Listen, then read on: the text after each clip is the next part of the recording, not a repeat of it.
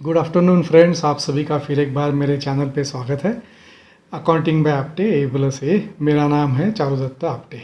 आज का अपना टॉपिक एकदम फ्रेश है, जो आज आफ्टरनून में 2 बजे श्री शक्तिकांता दास ने, governor of Reserve Bank of India, जो अनाउंसमेंट किया to increase the repo rate and also to increase the CRR, उसका अपने लाइफ पे क्या इफ़ेक्ट होने वाला है उसके बारे में हम लोग आज बात करेंगे। तो चलिए वीडियो को शुरू करते हैं। पहले हम लोग देखते हैं कि आज RBI ने अनाउंस किया। RBI ने अनाउंस किया कि जो रेपो रेट है उसमें 40 बेसिस पॉइंट का इंक्रीज़ किया। पहले 4% था, अभी 4% से it would be 4.4%, that is the increase of 10%। ये काफ़ी नहीं था, उसके साथ में रिजर्व बैंक ऑफ इंडिया ने CRR इंक्रीज़ का भी अनाउंसमेंट किया। CRR क्या होता है? Cash reserve ratio. ये दोनों का ज़्यादा जानकारी हम अगले स्लाइड में लेंगे, क्योंकि अगर ये दोनों जो टॉपिक है इसके बारे में अगर ज़्यादा जानकारी होगी तो we also would be able to understand the implications and also the benefits in more better way. तो ये जो CRR है इसमें भी 50 बेसिस पॉइंट का इंक्रीज़ अनाउंस किया है।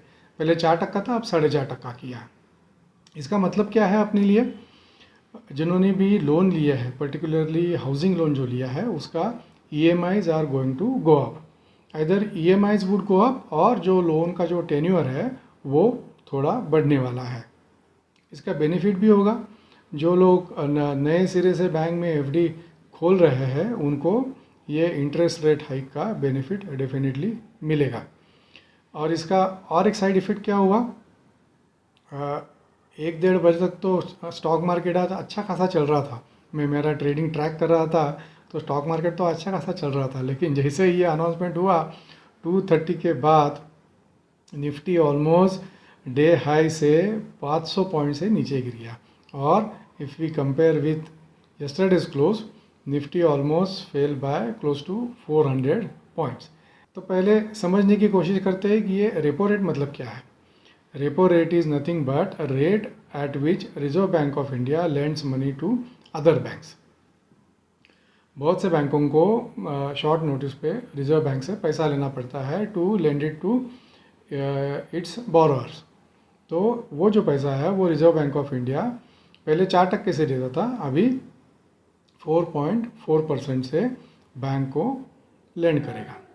CRR का मतलब क्या है? CRR का मतलब है कैश रिजर्व रेशो। ये क्या होता है कैश रिजर्व रेशो? कि बैंक के पास जितना डिपॉजिट्स होता है उसका some part banks have to keep with Reserve Bank of India, that is called CRR। ये बैंक लेंड नहीं कर सकते। ये जो पोर्सन है ये बैंक किसी को लेंड नहीं कर सकते। ये पहले 4% था, अब ये इंक्रीज होके 4.5% हो गया। इनडायरेक्टली रिजर्व बैंक ने क्या किया कि जो बैंक्स के पास एक्सेस लिक्विडिटी था वो लिक्विडिटी को कम करने की कोशिश की है। इसका एग्जांपल हम आगे के स्लाइड में देखेंगे कि ये लिक्विडिटी कम हुआ मतलब क्या हुआ, उसका क्वांटम क्या है। Currently liquidity in the banking system is estimated at around 6.5 lakh crore of rupees. ठीक है, ये मैं 4% पे बात कर रहा हूँ। मतलब जब 4% CRR था तो बैंकों के पास 6.5 लाख करोड़ अवेलेबल थे टू लेंड। अभी इसमें 0.5% का इंक्रीज हो गया, तो banks have to additionally deposit this 78,000 crore rupees with Reserve Bank of India. इसका मतलब क्या है कि बैंक के पास से 78,000 रुपीज़ निकल के रिजर्व बैंक ऑफ इंडिया के पास चले गए। इसका क्वांटम अगर हम लोग सोचेंगे कि इसका क्वांटम कितना बड़ा है, तो आज से आप सभी को मालूम है LIC का IPO लॉन्च हुआ, उसका इशू का साइज़ क्या है? 21,000 करोड़। और उसके बदले में now if we see this 78,000 crore is almost 4 times the issue size of LIC IPO। ये मैं खाली आपको क्वांटम बताने के लिए कि कितना लिक्विडिटी मार्केट से अभी गायब होने वाला है, बिकॉज जितना लिक्विडिटी कम होगा उसका इंटरेस्ट रेट पे भी इफेक्ट होने वाला है। दैट मीन्स ये जो इंटरेस्ट रेट जो 0.4 से बढ़ा है, it's quite possible that bank also might decide to increase the rate further because of lesser liquidity। ये RBI ने क्यों किया रहेगा? ये जो सरप्राइज है ये RBI ने क्यों किया रहेगा? To mainly to control the inflation. अगर हम लोग ये चार्ट में देखेंगे जनवरी से अप्रैल तक जो इन्फ्लेशन का मूवमेंट है वो ऑलमोस्ट 10 से 15% का इंक्रीज़ है, from 5.6% to now close to 7%। और ये आरबीआई को ऐसा लगता रहेगा that by end of current month inflation could further rise to 7.25 to 8%। ये मेरा एस्टिमेट है, actual figure could vary, but ये मेरा एस्टिमेट है कि 7.25 से 8% के बीच में इन्फ्लेशन जाएगा।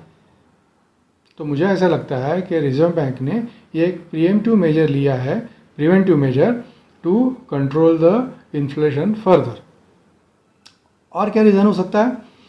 हम सभी को मालूम है रशिया और यूक्रेन का वॉर चालू है, और डे बाय डे जैसे दिन बीतते जा रहे हैं वॉर ख़त्म होने का नाम नहीं ले रहा है। इसके वजह से ग्लोबल सिचुएशन एकदम अनसर्टन है। By every passing day crude oil का कीमत बढ़ रहा है, देन व्हीट का कीमत बढ़ रहा है, कुकिंग ऑयल का कीमत बढ़ रहा है। So all this is affecting the increase in inflation. और एक पॉसिबिलिटी है कि आज रात को यूएस फेडरल रिजर्व भी अनाउंस करेगा कि उनका भी जो इंटरेस्ट रेट है उसमें भी इंक्रीज़ का अनाउंसमेंट फेडरल रिजर्व आज रात को कर सकता है। यह उनका सेकंड इंक्रीज़ होगा। तो ये रीज़न है कि वाई आरबीआई ने ये सडन डिसीजन और सरप्राइज़ हम सभी को दिया है।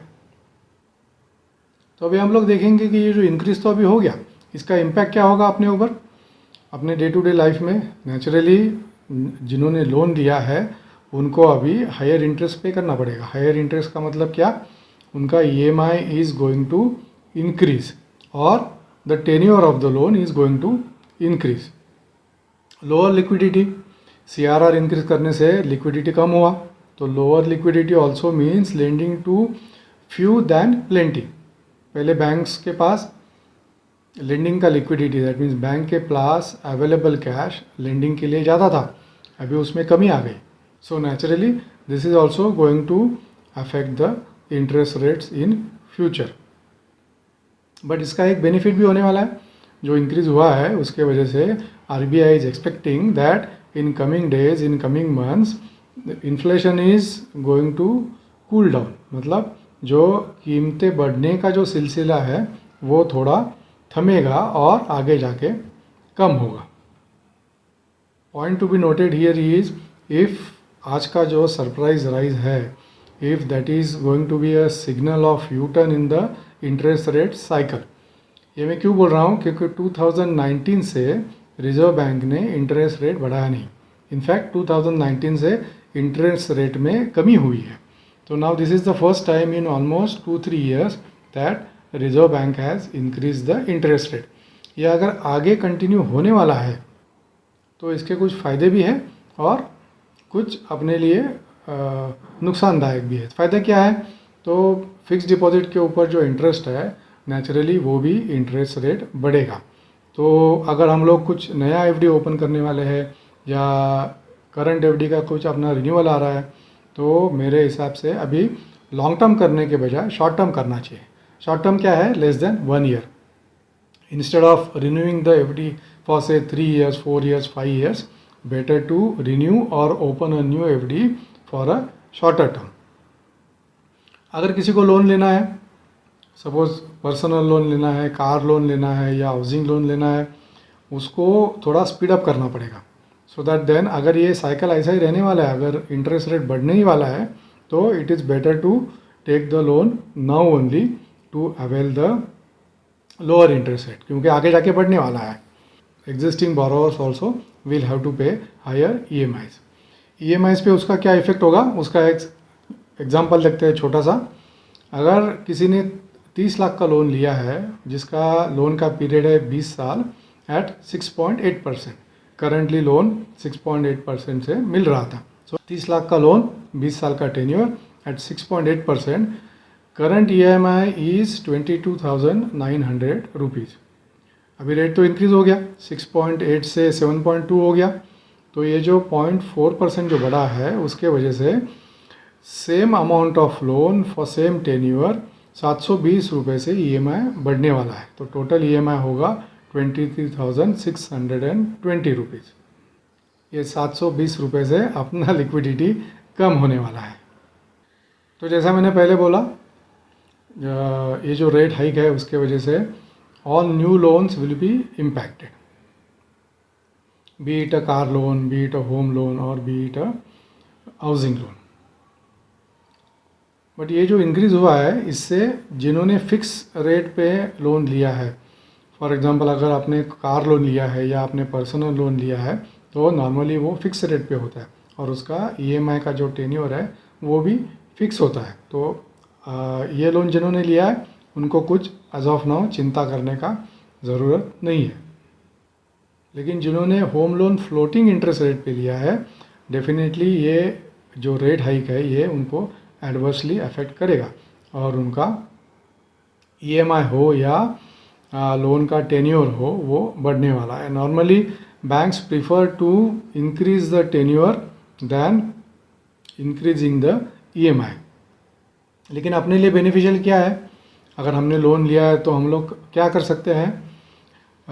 देखिए एक फैक्ट तो वेरी क्लियर है, जितना लंबा लोन रहेगा उतना अपना इंटरेस्ट कंपोनेंट ज़्यादा रहेगा। सो longer we pay more we lose in interest. तो मेरे हिसाब से since current repo rate hike is not substantial that way, तो it is better to increase the EMI rather than increasing the tenure. अगर हम लोग अफोर्ड कर सकते हैं तो बेटर है कि ईएमआई इंक्रीज करे rather than increasing the tenure of the loan. Tenure मतलब लोन का पीरियड।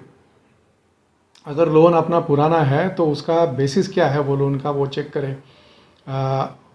लोन का जो इंटरेस्ट का जो बेसिस है वो, अगर वो बीपीएलआर या बेस रेट या एमसीएलआर पे डिपेंडेंट है तो try and shift it to EBR. EBR is what, external borrowing rate.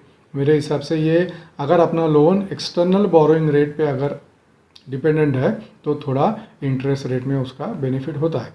अगर बैंक मना करे तो क्या करें, then we should try and shift the loan to another lender. और ये लेकिन तभी करना है जब ओवरऑल जो इंटरेस्ट रेट है उसमें बेनिफिट 0.5 या उससे ज़्यादा हो। तो फ्रेंड्स आई बात समझ में, रिजर्व बैंक ऑफ इंडिया ने आज अपने लिए क्या क्या किया, अपना कितना पैसा एक्स्ट्रा बैंक के पास जाने वाला है अगर हमने लोन लिया है तो, और शेयर मार्केट में जो इसका आज इफ़ेक्ट आया वो तो अलग ही है। So this was it for today.